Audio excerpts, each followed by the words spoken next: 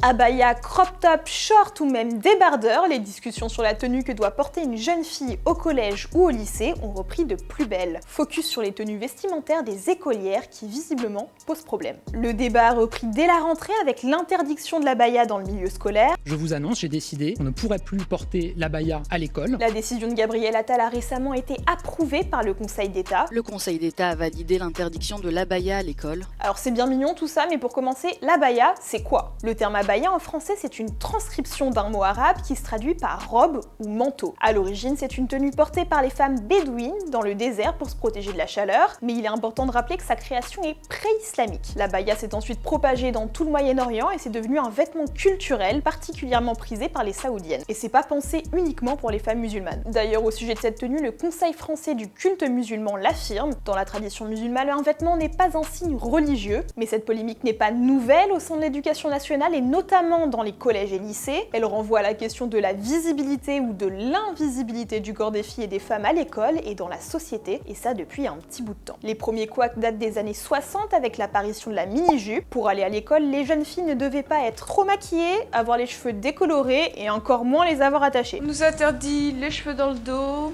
les cheveux décolorés, le maquillage, les lunettes fumées. Certaines témoignent même en disant qu'à l'époque, leur directrice les faisait monter sur l'estrade et venait mesurer la longueur de leur jupe avec une règle, au cas où ce serait trop court de 3 mm, sait-on jamais. On fait un petit saut dans le temps et là on arrive en 2003 et le problème c'était le string à l'école. Oui, le string, t'as bien entendu, comme son nom l'indique avec clarté, pourtant le string se trouve sous les vêtements. Pourquoi certains établissements l'ont interdit dans leur règlement, ça, je sais pas. Mais la plus grosse polémique remonte à la rentrée 2020. Rappelle-toi, l'ex-ministre de l'Éducation Jean-Michel Blanquer demandait aux écoliers de s'habiller de façon républicaine. Alors spoiler alerte, on sait toujours pas ce qu'il entendait par une tenue républicaine. Mais là encore, le problème c'est que la plupart du temps, les habits considérés comme pas corrects sont les habits, roulement de tambour, des filles. Crop top, mini-jupe et shorts sont vus comme des tenues provocantes, indécentes, voire susceptibles de déconcentrer les garçons.